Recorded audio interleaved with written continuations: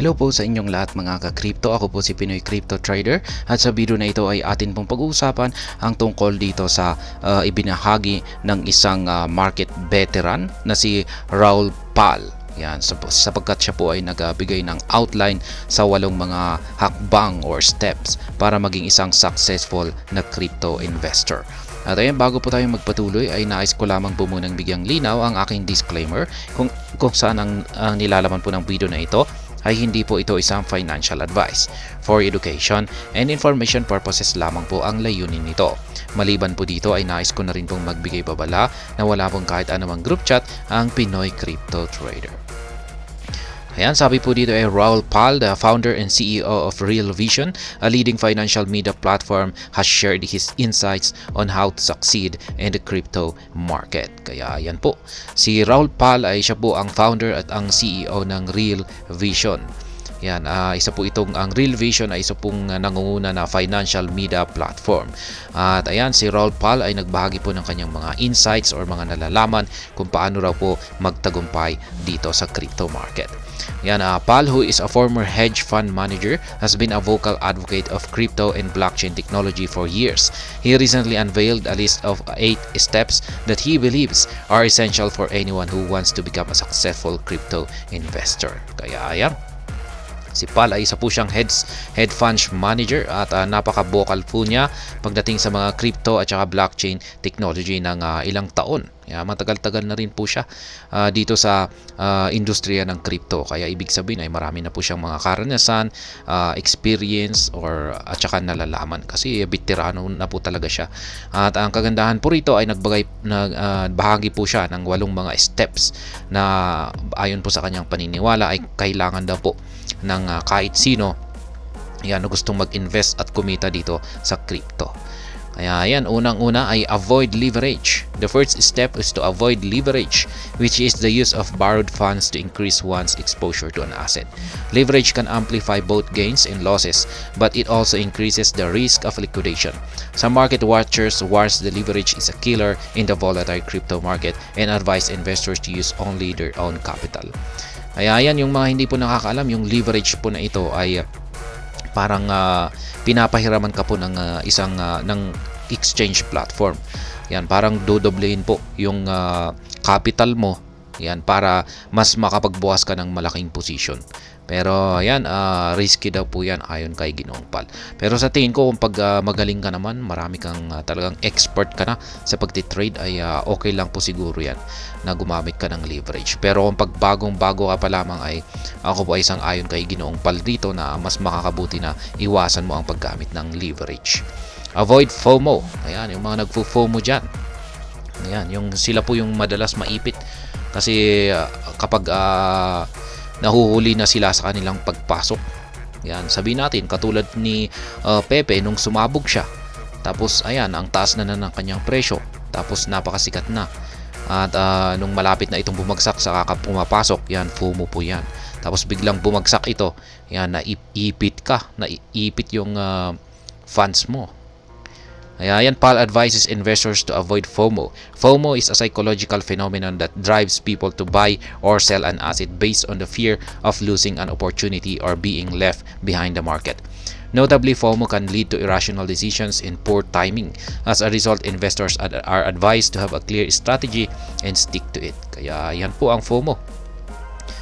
Ayan, yung parang fear of missing out, yung parang hahabol ka pa. Yan, para hindi ka mapag-iwanan. Yan, yun pala ay yung pagpasok mo ay wrong timing, ipit ka. Yan, top 3 to 5 assets. According to Pal, investors should focus on the top 3 to 5 assets as their main portfolio.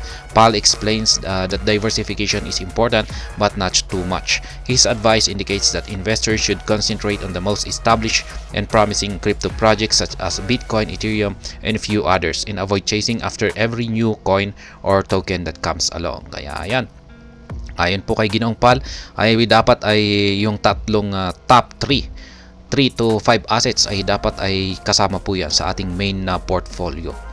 Kaya yan, ang ibig po niyang sabihin dito ay kailangan po natin magkaroon ng diversification. O, ayan, ibig sabihin ay yan po yung kapag diversification ay wag po nating ilalagay ang lahat ng ating itlog sa isang basket. Yan, do not put all your eggs in one basket. Kaya yan, at sabi niya dito ay iwasan daw po natin na bumili ng basta may kada lalabas na bagong coin or token ay bibili ka agad tayo. Yan, iwasan daw po natin ito. Kasi ayan, pwede po tayong yung masasabi ko po kasi sa mga bagong mga new coin or token, mga high risk, high reward po yan basta bago. Ayan, yung sunod naman dito ay self-custody. The fourth step is to self-custody or use multi-signature wallets with good wallet hygiene. Self-custody involves holding one's private keys. This way, they can avoid relying on third-party platforms or intermediaries which may be hacked, compromised, or regulated. Multi-signature wallets are a type of self-custody that requires more than one key to authorize a transaction, adding an extra layer of security. Wallet hygiene involves the best practices of keeping one's key safe, such as using hardware wallets, encrypting backups, and updating software. Kaya ayan naman po, tinukoy naman po ni Ginoong Pal dito yung security ng ginagamit nating mga wallets. Dapat ay highly secured po ito. Dapat hawak po natin yung ating mga private keys. Meron ngayong kasabihan na not your keys, not your wallet. Kaya ayan, yan po yung gusto niyang ipaliwanag dito. Small Degen bag. Raoul Pal further notes that crypto investors should hold a small Degen bag, which is less than 10% of their portfolio. Degen is a slang term for degenerate, which describes a crypto investor who is willing to take high risk and gamble on speculative or experimental projects. Pal's disclosure suggests that there is a place for such ventures in the crypto space, but investors should limit their exposure and allocate the majority of their funds to more reliable and long-term assets. Kaya ayan, small Degen bag. Ayan. Ang sabi po ni Raoul Pal dito ay dapat 10% lamang po yung ilalagay natin sa ating mga small, sa mga Degen bag. Ayan, degenerate bag. Ibig pong sabihin yung Degen ay ito po yung mga high risk na investment.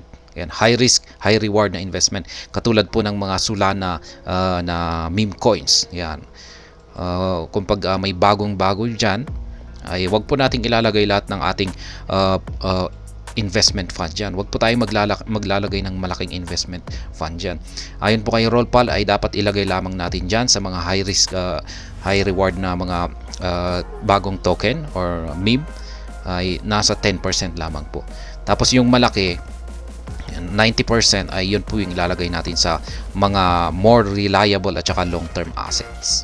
Yung talagang matitibay yung kanilang mga foundations. At syempre, yung halimbawa dyan ay sina Bitcoin at saka Ethereum.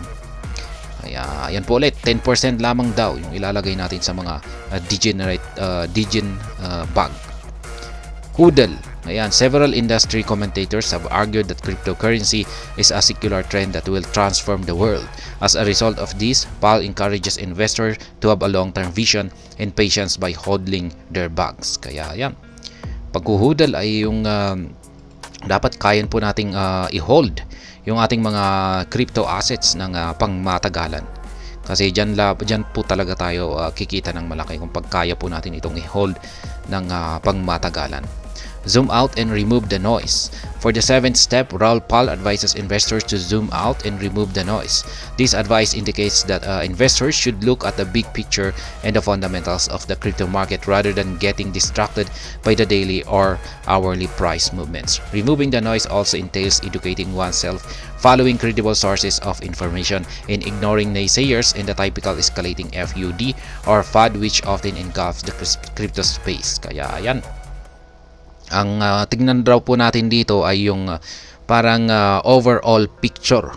Yan, yung parang fundamental factors na long term na pwedeng mangyari sa crypto market. At iwasan daw po natin yung parang tinututukan po natin yung kada galaw ng price movement nito. Yan, expect corrections and BTFD. The 8th and final step is to expect 35% pullbacks frequently and to buy deep if one can. the crypto scene is a highly volatile and cyclical market, and that the sharp corrections are normal and inevitable. Market veterans often suggest that investors should view these dips as opportunities to buy more of their favorite assets at a lower price. Kaya yan, ang ibig pong sabihin niya dito ay magkakaroon ng pullbacks or correction or retracement or talagang babagsak ang mga crypto assets. Yan ay hindi daw po ito maiiwasan. Yan, at sapagkat normal lamang daw po ang mga pangyayaring ito. At ang dapat po nating gawin kapag nangyayari yan, kapag nagkakaroon ng pullback, ay bili lamang daw po tayo ng bili. Ayan, dapat ay pagmasdan po natin dito, or yung parang pananaw natin dito ay opportunity po ito para makabili po tayo sa mababang presyo. Kaya yan po yung 8 na mga steps na ibinahagi dito ni Raul Pal para maging isang successful na crypto investor, at ako po ay sang-ayon sa lahat ng kanyang mga sinabi rito. At ayan, hanggang dito na lamang po tayo sa video na ito. Sana po ay inyong nagustuhan ang aking paliwanag dito. Kung inyo po itong nagustuhan, ay pag-click lamang po ang like button nito. Para naman po sa mga bago lamang dito, kayo po ay aking inaanyayahan para mag-subscribe. Pag-click na rin po ang bell icon nito, dahil ito po ang siya magsisilbing notification nito sa mga bago kong videos na akin pong ina-upload sa aking YouTube channel na ito. Marami pong salamat sa panonood, ingat po tayo lagi at God bless po sa ating lahat.